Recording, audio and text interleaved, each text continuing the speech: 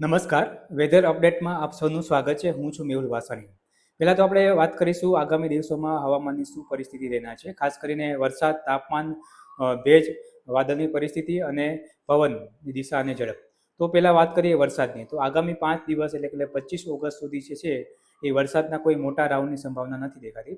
તેમ છતાં જે ખાસ કરીને દક્ષિણ ગુજરાત હોય કે દક્ષિણ પૂર્વ ગુજરાત, તેના સંલગ્ન મધ્ય ગુજરાતના વિસ્તાર હોય કે દક્ષિણ સૌરાષ્ટ્રના વિસ્તાર હોય, ત્યાં કદાચ છૂટો છવાયો હળવો વરસાદ અને ક્યાંક મધ્યમ એટલે કે 10, 15, 20, 25 મિલીમીટરનો વરસાદ કદાચ થઈ શકે છે. બાકી અન્ય વિસ્તારોમાં ખાસ કરીને ઉત્તર ગુજરાત હોય કે સૌરાષ્ટ્રના અન્ય ભાગો હોય અને કચ્છના વિસ્તારમાં કોઈ ખાસ વરસાદની સંભાવના નથી. સાથે સાથે તાપમાનની વાત કરીએ તો તાપમાન છેલ્લા 2 દિવસથી જે છે એ તાપમાનમાં વધારો જોવા મળી રહ્યો છે. ખાસ કરીને ઉઘાડના પરિસ્થિતિ દરમિયાન જે તાપમાન જે છે એ 30 થી 34 ડિગ્રી સેન્ટીગ્રેડની રેન્જમાં જોવા મળી રહ્યો છે. સાથે સાથે પવન જે છે એ મુખ્યત્વે દક્ષિણ પશ્ચિમના એટલે ભેજવાળા પવનો હોય છે ને ક્યારેક ક્યારેક જે છે એ પશ્ચિમ દિશાના સૂકા પવનોનો પણ જે છે પરિસ્થિતિ જોવા મળી રહી છે. સાથે સાથે પવનની ઝડપ જે છે એ છેલ્લા 2 દિવસથી વધી રહી છે. એમાં 10-15 કિલોમીટરની જે ચાલી રહી હતી તેમાં કદાચ 2-3 કિલોમીટર કે 5 કિલોમીટર સુધીનો ઝડપનો વધારો જોવા મળી રહ્યો છે. તો આગામી 5 દિવસ પણ જે છે એ પરિસ્થિતિ આ મુજબ રહે તેવી સંભાવના છે. વાદળની સ્થિતિની વાત કરીએ તો મુખ્યત્વે જે હવામાન જે છે એ આંશિક વાદળછાયુંથી મુખ્યત્વે વાદળછાયું એટલે ક્યારેક ક્યારેક ઉઘાડને મોટાભાગના સમય દરમિયાન વાદળછાયું રહે તેવી સંભાવના છે. તો આ જે પરિસ્થિતિ છે એમાં રહેવામાં મુખ્ય કારણ છે કે અત્યારે ગુજરાત ઉપર અને તેની આસપાસ કોઈ મોટી સિનોપ્ટિક એટલે કોઈ મોટી હવામાનીય પ્રણાલી અત્યારે સક્રિય નથી. અને જે મોન્સૂનનો ટ્રફ છે મોન્સૂનની ધરી, ચોમાસાની ધરી છે એ ઉત્તર ભારતમાંથી પસાર થઈ રહી છે. તો કોઈ ખાસ વરસાદ આપવા માટે કોઈ સિસ્ટમ અત્યારે સક્રિય નથી ગુજરાત ઉપર. તો હવે આપણે આ પરિસ્થિતિમાં કૃષિ પાકોમાં શું આયોજન કરવું, હવામાન આધારિત કૃષિ આયોજન કઈ રીતે કરવું, તો તેમાં વાત કરીએ તો અત્યારે જે છે એ પાકો મુખ્યત્વે ફૂલ અવસ્થાથી કરી અને મગફળીની વાત કરીએ તો સૂર્ય બેસવાની અવસ્થા હોય કે પછી સિંગો બેસવાની અવસ્થા હોય.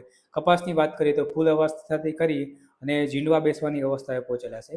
સાથે સાથે સોયાબીન જેવા પાકોની વાત કરીએ તો અત્યારે વાનસ્પતિ અને જો આગતરું વાવણી કરી હોય તો એમાં ફૂલ અવસ્થાએ ક્યારેક સિંગો બેસવાની શરૂઆત થઈ હશે.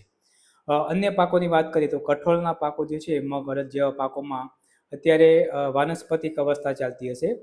અને શાકભાજી પાકોમાં જો વહેલી વાવણી કરી હોય વેલાવાળા પાકોમાં તો એ ફૂલ અવસ્થાઓ જોવા મળતા હશે, અથવા તો જે તાજેતરમાં ફેર રોપણી કરી હશે તો અત્યારે વાનસ્પતિક અવસ્થાઓમાં જોવા મળતા હશે.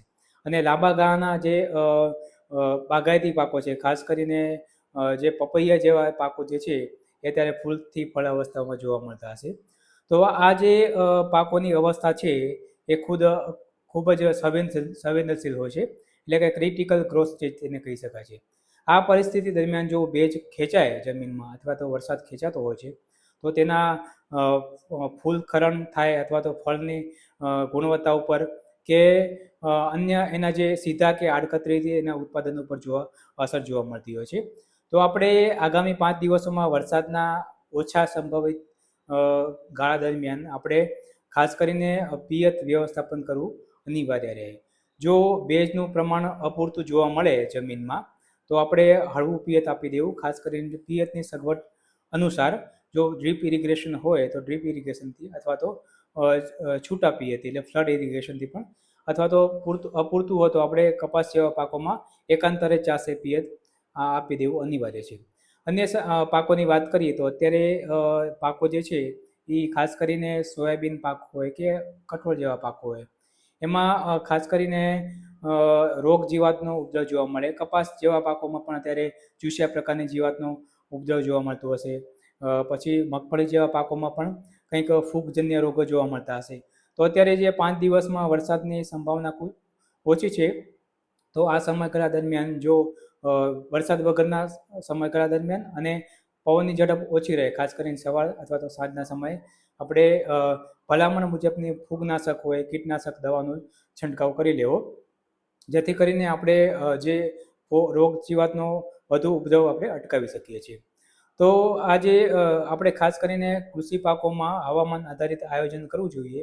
તે મુજબ આગામી 5 દિવસમાં કોઈ વરસાદમાં મોટી સંભાવના નથી. કોઈ ખાસ ફેરફાર થનાર હશે તો આપણે તેના વિશે અગાઉથી જણાવી દઈશું, પણ અત્યારે કોઈ મોટા વરસાદની સંભાવના નથી.